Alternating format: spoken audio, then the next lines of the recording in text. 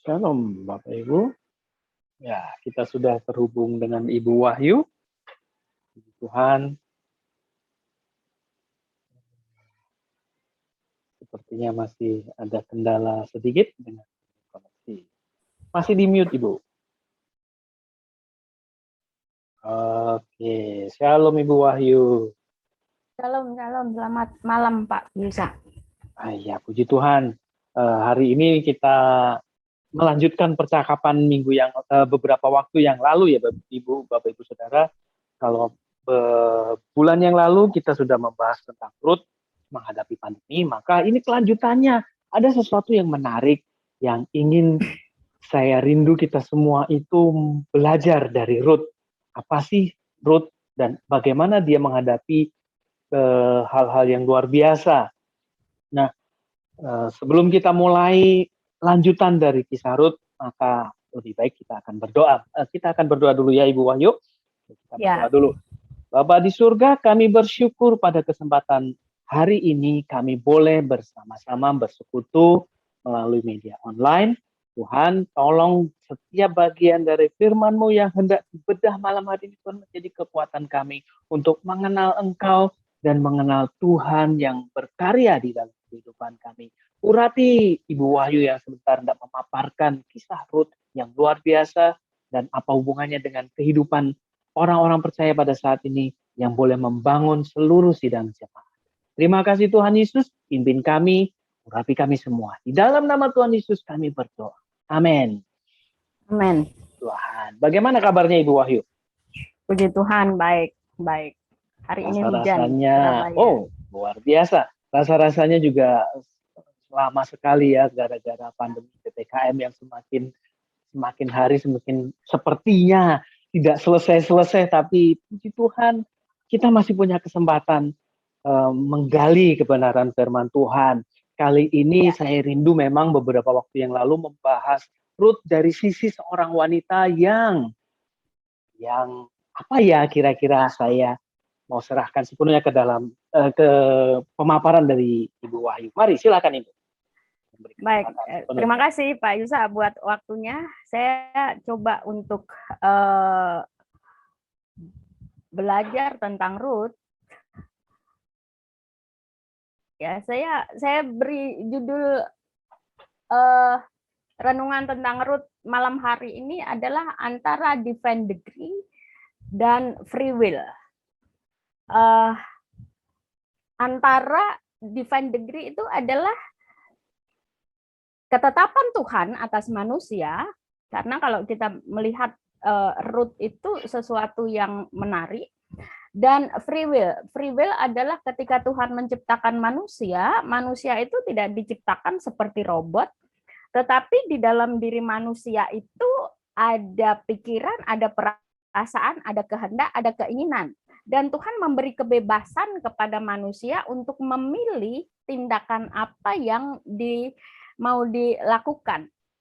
Ya, memang Ruth ini kalau kita belajar perjanjian lama ya, ketika kita belajar perjanjian lama, ada dua kitab yang menarik di situ dari sudut pandang wanita. Hanya ada dua kitab dengan nama perempuan.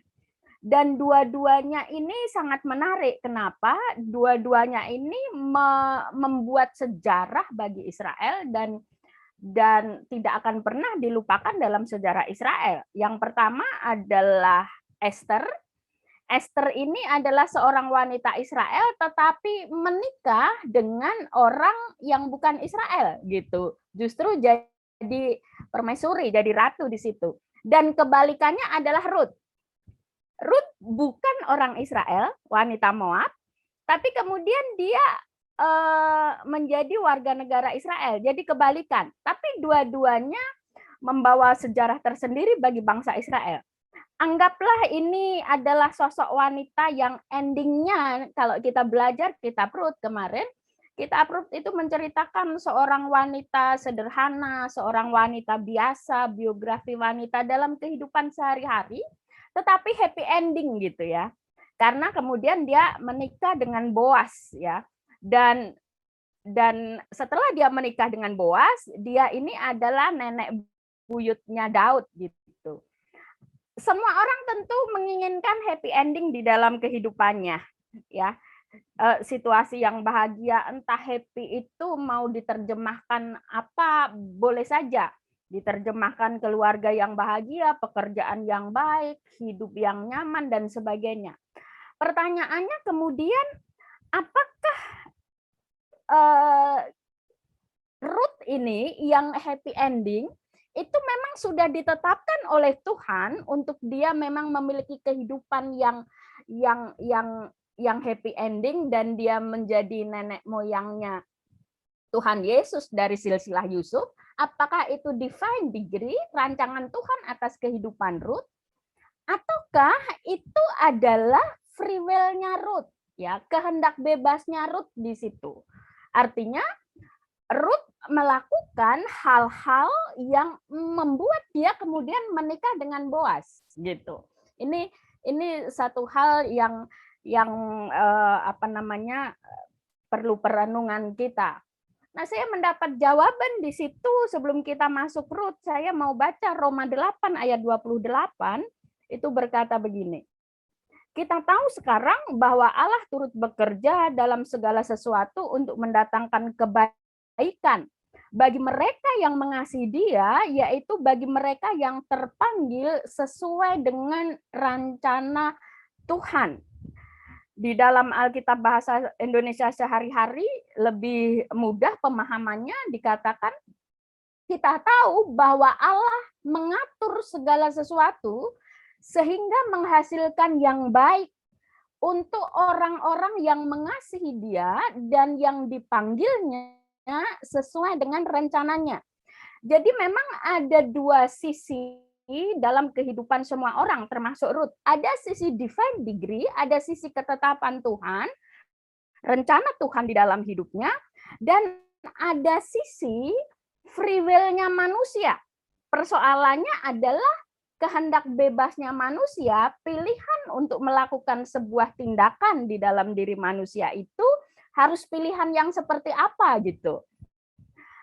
Nah, dari situ dan dari kisah Ruth saya merangkum, membuat sebuah tesis yang mengatakan bahwa divine degree itu harus diresponi dengan free will yang baik, atau ketetapan Tuhan, rancangan Tuhan yang baik atas diri manusia itu harus diresponi oleh manusia dengan pilihan-pilihan hidup yang baik.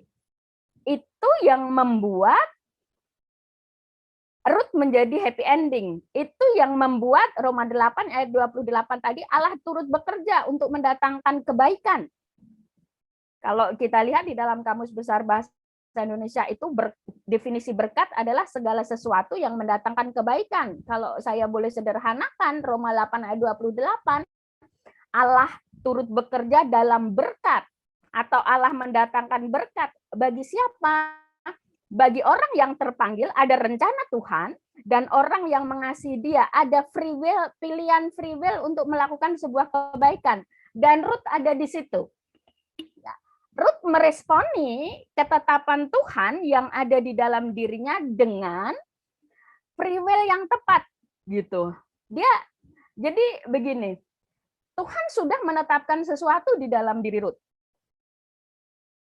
Tapi selain ketetapan Tuhan, ada yang dilakukan oleh Ruth, pilihan hidup Ruth, dia memilih melakukan tindakan-tindakan yang baik sehingga menghasilkan sesuatu yang maksimal, ya.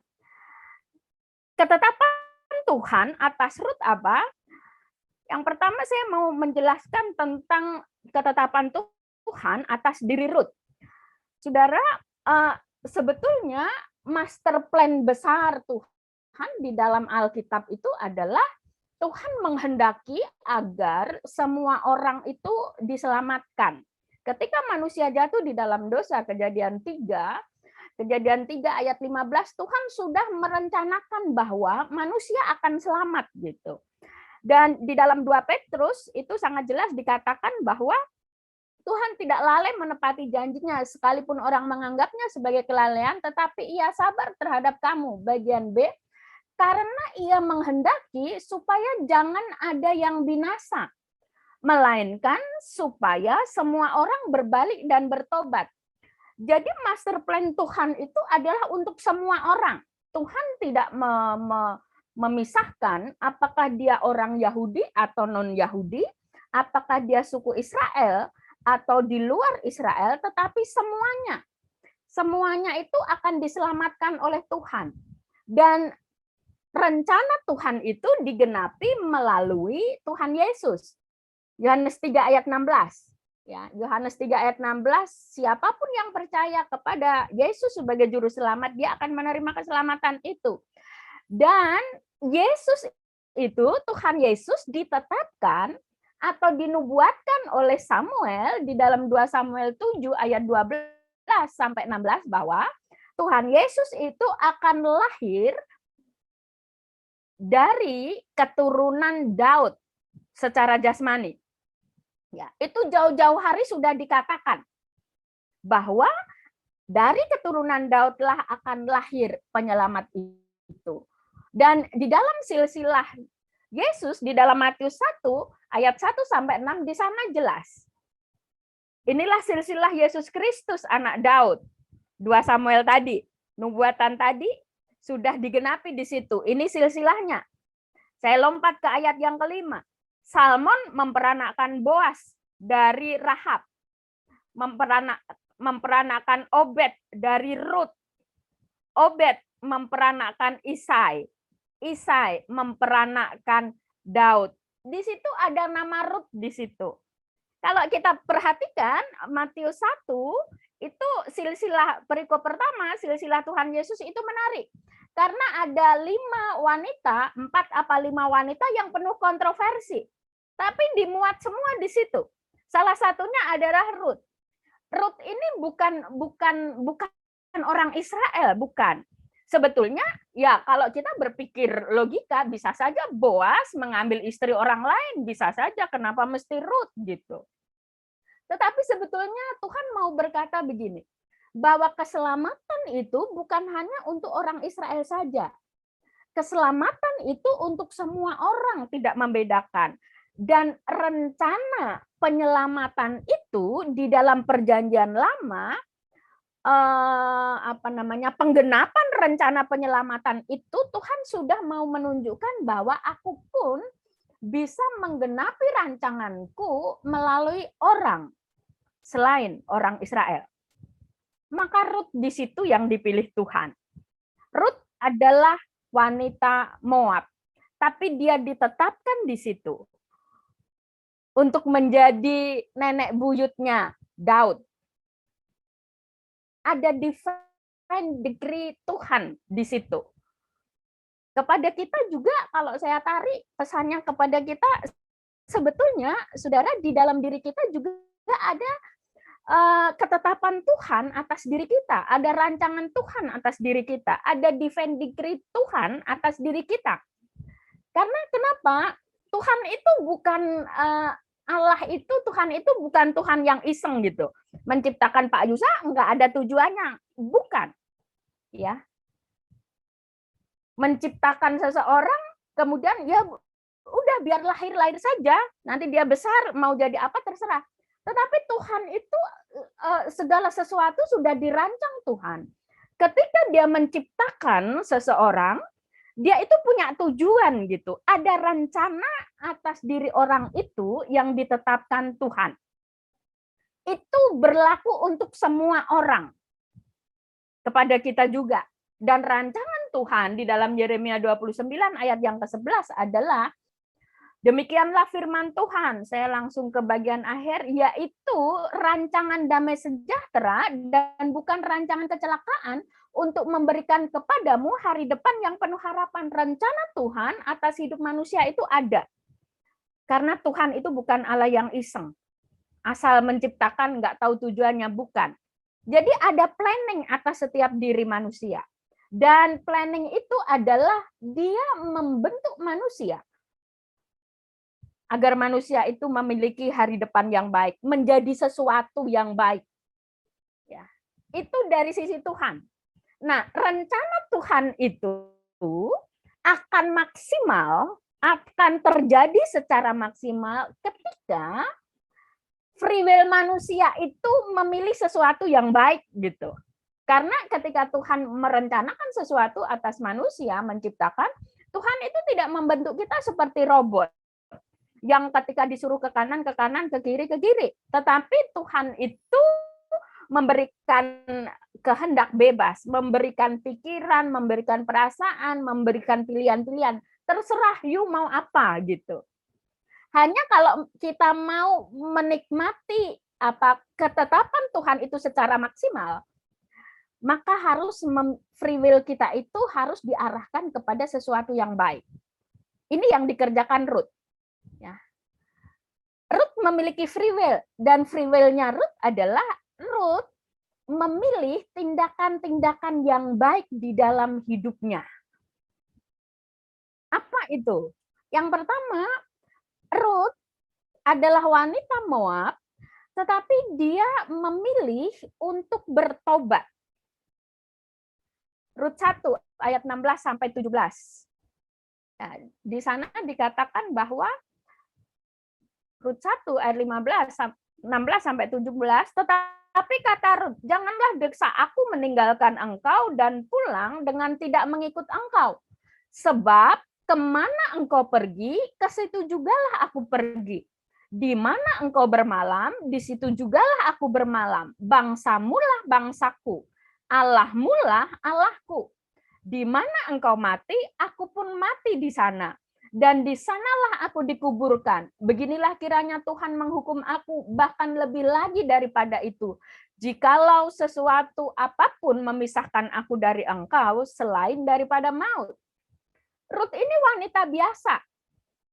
Ketika Naomi memaksa dia untuk dia tinggal di Moab, ketika Naomi mau pergi ke Israel, Ruth memilih pilihan yang tidak sama dengan yang dipilih oleh Orpa. Ketika Naomi berkata, kalian pulang saja, 2 anak saya sudah meninggal, Orpa tinggal di Moab. Tetapi Ruth memilih yang lain. Free will-nya Ruth memilih ayat 16 dan 17 itu pilihan yang luar biasa. Kata-kata itu adalah aku akan pergi kemana engkau pergi. Ruth memiliki tujuan yang diarahkan atau memiliki kesamaan dengan tujuan Naomi. Di mana engkau bermalam, aku juga bermalam. Ruth mau tinggal bersama-sama dengan Naomi. Di mana Naomi tidur, aku juga mau tidur di situ. Bangsamulah bangsaku. Ruth mau meninggalkan kewarganegaraannya sebagai warga negara Moab, ikut Naomi. Allahmulah Allahku. Ruth mau meninggalkan dewa-dewa yang dia sembah, karena dia orang Moab itu menyembah dewa-dewa, berbalik kepada Allahnya Naomi, Allahnya Israel. Jadi ayat 16 sampai 17 itu mencerminkan bahwa Ruth mau meninggalkan kehidupan lamanya, dia memiliki kehidupan yang baru.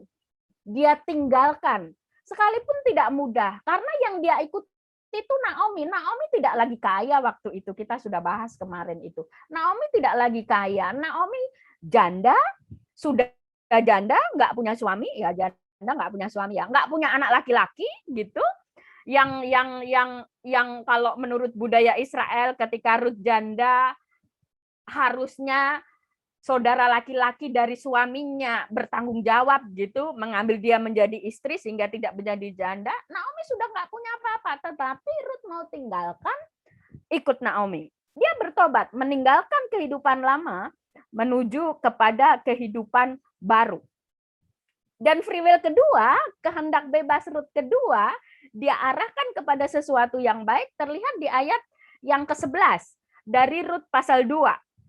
Ketika Ruth sudah mengikuti Naomi, saudara, bentuk pertobatannya Ruth ditunjukkan dengan dia mengasihi Naomi. Dia mengasihi sesama. Atau di dalam konteks ini adalah Naomi. Ini adalah perkataan Boas kepada Ruth. Boas menjawab, telah dikabarkan orang kepadamu dengan lengkap segala sesuatu yang engkau lakukan kepada mertuamu sesudah suamimu mati. Dan bagaimana engkau meninggalkan ibu bapamu dan tanah kelahiranmu serta pergi ke suatu bangsa yang dahulu tidak engkau kenal. Kemudian ayat yang ke-12 itu di situ awal mula ngekliknya Boas terhadap Ruth. Sudah ada detak-detak jatuh cinta gitu mungkin ya. Karena dari situ dikatakan Boas sudah mulai membuka hati untuk Ruth, walaupun tidak secara vulgar gitu, tidak secara jelas diterangkan di situ. Artinya begini, Ruth dikenal orang di situ wanita yang ikut Naomi dari bangsa luar Israel, tetapi dia mau ikut Naomi yang janda miskin. Bahkan kalau kita baca ayat-ayat sebelumnya, Ruth lah yang bertanggung jawab atas hidup Naomi. Padahal tadi saya katakan sudah tidak ada anaknya laki-laki yang bisa diharapkan Ruth untuk menggantikan suaminya. Tetapi Ruth mengasihi Naomi, mengasihi ibu mertuanya seperti keluarganya sendiri. Itu tersiar kabar sampai juga ke telinga Boas gitu. Semua orang di situ tahu. Artinya kehidupan Ruth adalah kehidupan yang mengasihi Naomi, kehidupan yang mengasihi sesama. Sebetulnya Ruth punya pilihan banyak. Dia bisa saja memilih meninggalkan Naomi. Dia bisa saja memilih tidak memelihara Naomi, bisa. Tapi pilihannya adalah dia meninggalkan keluarganya, kemudian dia memelihara Naomi, dia bekerja untuk mencukupi kebutuhan Naomi dari pagi sampai sore. Dan ini yang terakhir ini free will Ruth yang susah. Menurut saya sangat sulit dan banyak orang sulit untuk seperti ini. Ruth taat, Ruth melakukan perintah Naomi meskipun itu perintah yang sulit. Rut 3 ayat 1 sampai 5. Lalu Naomi mertuanya itu berkata kepadanya, ini setelah Naomi tahu di mana Ruth bekerja, ternyata Naomi tahu Ruth sedang mengumpulkan jelai itu di tempatnya Boas gitu. Kemudian Naomi menyuruh Ruth melakukan ini. Anakku, apakah tidak ada baiknya jika aku mencari tempat perlindungan bagimu supaya engkau berbahagia? Maka sekarang bukankah Boas yang pengerja-pengerjanya perempuan telah kau temani itu adalah sanak kita? Dia pada malam ini menampi jelai di tempat pengirikan. Maka mandilah dan beruraplah, pakailah pakaian bagusmu dan pergilah ke tempat pengirikan itu. Tetapi janganlah ketahuan kepada orang itu sebelum ia selesai makan dan minum. Jika ia membaringkan diri tidur, haruslah engkau perhatikan baik-baik tempat ia berbaring. Perhatikan. Kemudian datanglah dekat, singkapkanlah selimut dari kakinya dan berbaringlah di sana. Maka ia akan memberitahukan kepadamu apa yang harus kau lakukan. Lalu kata Ruth kepadanya, segala yang engkau katakan itu akan kulakukan. Ini perintah Naomi yang sulit bagi Ruth. Saya katakan kenapa sulit? Setelah Naomi tahu bahwa Ruth itu bekerja di tempatnya Boas, Naomi tahu bahwa Boas ini adalah kerabatnya Elimelek, suaminya. Jadi menurut budaya di situ, Naomi berpikir, oh Boas ini bisa untuk menjadi penyelamatnya Ruth. Boas ini bisa mengambil istri Ruth gitu. Tetapi ceritanya jadi beda ketika Naomi tahu itu, Naomi menyuruh Ruth, Ruth kamu pergi ke Boas, mandi, dandan yang cantik. Nanti kalau Boas istirahat di sana, kamu datang. Atau bahasa sederhananya, kamu datang temui Boas dan minta supaya Boas itu mau menebusmu, mau menjadi suamimu gitu. Ini perintah yang tidak mudah. Apalagi bagi wanita budaya timur. Itu sesuatu yang sangat tabu ketika dia harus memulai dulu mengutarakan keinginannya untuk menjadi istri atau meminta laki-laki itu datang untuk melamar dia, bahasa gampangnya gitu. Atau kalau bahasa Jawa itu apa ya, ngunggah-unggahi gitu. Itu sesuatu yang sulit. Dia harus menekan harga dirinya, dia harus menekan emosinya, dia harus menekan gimana kalau Boas menolak.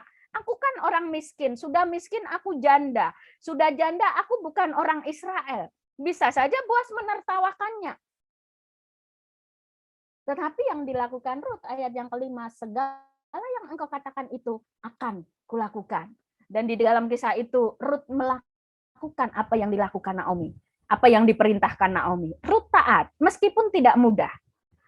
Saudara, sebetulnya Ruth bisa saja menolak. Bahkan di ayat yang ke-10 ini tanggapan Boas terhadap Ruth. Diberkatilah kiranya engkau oleh Tuhan ya anakku. Sekarang engkau menunjukkan kasihmu lebih nyata lagi pada yang pertama daripada yang pertama kali. Karena engkau tidak mengejar-ngejar orang muda. Baik yang miskin maupun yang kaya. Saya berpikir bahwa jarak usia antara Ruth dengan Boas ini juga jauh. Karena Boas kerabatnya Elimelek. Ia hampir sama dengan Elimelek. Maka di situ disebut anak. Dan di situ dikatakan Ruth tidak mencari yang muda, tetapi dia mentaati apa yang dilakukan Naomi. Free will-nya Ruth, dia tetapkan untuk memilih tindakan yang baik. Ketika Ruth melakukan itu, maka divine degree yang Tuhan sudah tetapkan atas hidupnya itu jadi maksimal. Dan terjadilah kemudian.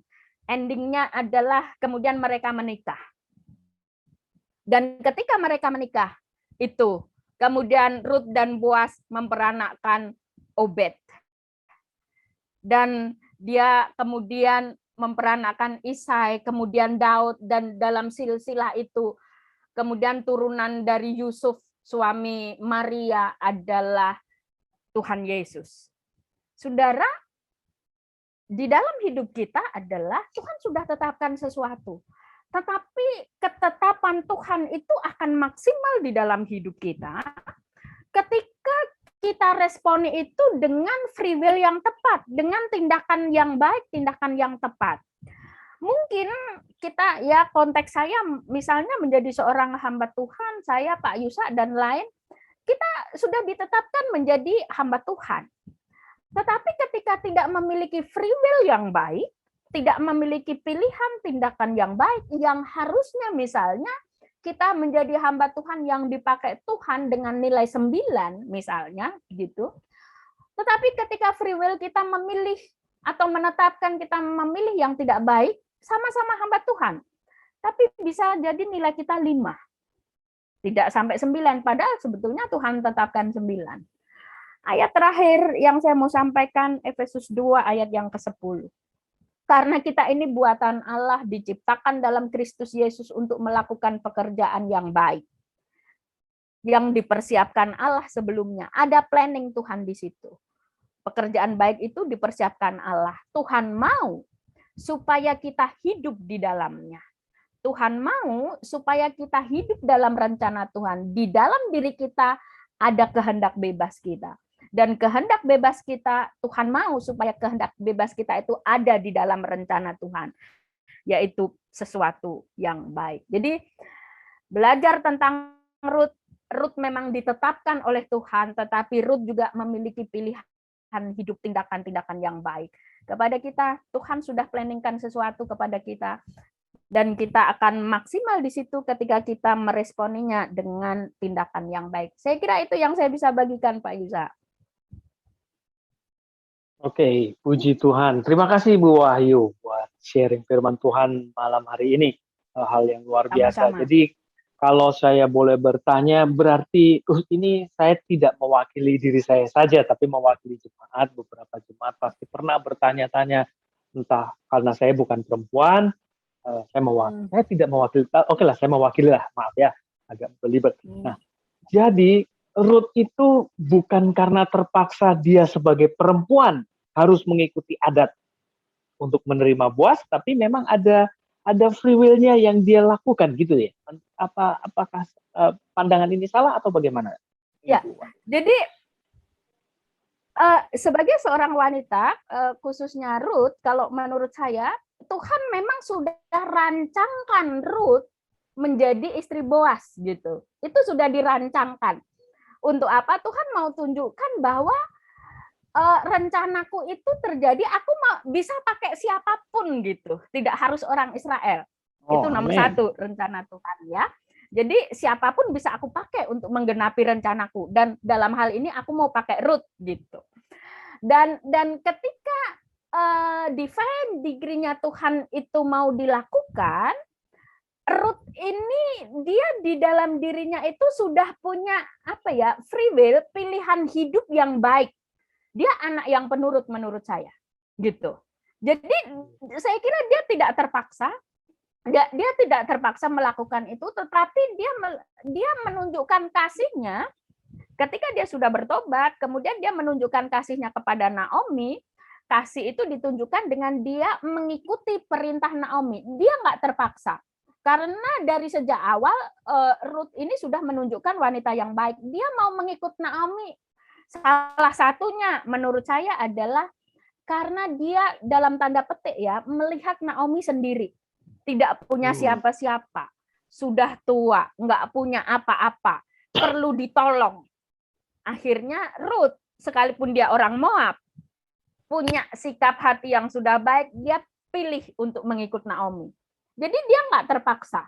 Ya, ketika dia harus menikah dengan Boas yang notabene dia juga nggak kenal dan usianya jauh lebih dari dia, dan dia harus mengikuti budaya di situ, itu bukan sebuah keterpaksaan, tetapi dia lakukan itu dilandaskan karena dia mengasihi Naomi, dia mengikuti petunjuk Naomi. Dan dia memang sudah ditetapkan di situ, gitu. Oke, puji Tuhan. Bapak Ibu Saudara, khususnya siapapun yang saat ini mungkin sedang mengalami pilihan-pilihan yang sulit, jangan takut. Ruth menjadi contoh buat kita semua bahwa walaupun dia harus menghadapi sepertinya seolah-olah tidak ada jalan keluar yang lain, harus tunduk, tapi dia menggunakan free will-nya untuk mengikuti rencana Tuhan. Coba kita bayangkan sejenak, kalau Ruth itu dia menolak dan dia mengubah jalan cerita dari hidupnya, maka mungkin kita tidak pernah lihat silsilah Yesus itu ada nama Ruth di dalamnya, atau mungkin ceritanya berbeda. Jadi Bapak Ibu, kita mesti yakin bahwa Tuhan punya rencana dalam hidupmu, Tuhan punya rencana apapun yang sedang kau hadapi. Oke, puji Tuhan. Sebelum kita tutup persekutuan kita, ada beberapa pokok doa yang saya rindu boleh didoakan buat Ibu. Atau misalnya sebelum saya lebih lanjut, kalau ada Bapak Ibu Saudara ingin bertanya, ingin kira-kira materi apa yang ingin kita bahas dalam percakapan selanjutnya, boleh silahkan berkomentar melalui kolom komentar ataupun WA saya langsung. Itu juga ada, kalau mau minta didoakan pokok doa, boleh silahkan berkomentar di kolom komentar. Dan juga malam hari ini ada 2 orang yang sudah mengirim pokok doa, walaupun ini tidak live tapi ini direkam. Ada 2 orang sudah mengirimkan pokok doa buat saya, Ibu Seni yang ada di Makassar dan satu Bapak Kris yang ada di Jawa Tengah. Dan mereka minta didoakan untuk keadaan keluarganya. Kalau Ibu Seni, rumah tangganya dan anak-anaknya yang sering diganggu kuasa gelap. Apakah pilihan-pilihan hidupnya juga salah? Nah, kita akan doakan. Juga buat Bapak Kris, kita juga berdoa, dia di Jawa Tengah. Kiranya Tuhan menolong. Oke, kita akan berdoa, nanti Ibu Wahyu akan berdoa dan sekalian menutup persekutuan kita. Mari kita doa. Kita berdoa. Terima kasih Tuhan memberi kepada kami pemahaman kebenaran firman-Mu. Kiranya Roh Kudus yang lebih jauh berkarya menerjemahkan firman ini di dalam hidup kami. Dan Roh-Mu yang memampukan roh kami untuk kami melakukan pilihan-pilihan yang baik di dalam kehidupan kami. Tuhan, kami berdoa untuk Ibu Sandy yang ada di Makassar. Tuhan Yesus, kami menyerahkan Ibu dan anak-anak seluruh keluarganya ke dalam tangan-Mu. Kalau hari-hari ini Tuhan banyak hal yang mengganggu kehidupannya, Tuhan Yesus, dari tempat kami masing-masing, kami satukan hati kami satukan iman kami. Tuhan, kami menyerahkan beliau sepenuhnya ke dalam tangan-Mu. Mereka adalah anak-anak-Mu, dan biarlah lindungan dari Allah beserta di dalam kehidupan Ibu Sandy. Tuhan tolong, Tuhan yang menguasai, Tuhan yang melindungi, Tuhan yang membentengi kehidupannya. Di dalam nama Tuhan Yesus Kristus, damai sejahtera Allah mengalir di dalam kehidupannya sekeluarga. Juga kami berdoa untuk Pak Kris yang ada di Jawa Tengah. Tuhan tolong, Tuhan berkati, Tuhan yang tahu setiap persoalannya secara pribadi, Tuhan kuatkan, Tuhan teguhkan, dan apapun yang dialami, Tuhan nyatakan pembelaanmu di dalam kehidupannya, jadikan menjadi anak Tuhan, hamba Tuhan yang menyenangkan hati Tuhan, bahkan keluarganya, Tuhan Engkau berkati. Terima kasih, kami berdoa juga untuk Pak Yusak sekeluarga, Tuhan Yesus, Tuhan juga boleh memberkati hamba-Mu, memakai lebih lagi seturut dengan kehendak Tuhan. Juga kami berdoa untuk program pelayanan ini, Tuhan juga menolong sehingga program ini semakin hari semakin Tuhan pakai untuk kemuliaan nama Tuhan. Terima kasih seluruh kami yang bersekutu malam hari ini. Tuhan Yesus berkati kami dengan anugerah yang melimpah dari Tuhan. Sempurnakanlah persekutuan kami dan kami menyerahkan semuanya hanya di dalam nama Tuhan Yesus Kristus kami berdoa. Amin. Amin. Terima kasih Bu Wahyu, Bapak Ibu, terima kasih sudah bergabung bersama dengan kami. Kita akan jumpa pada kesempatan yang akan datang. Tuhan memberkati. Amin.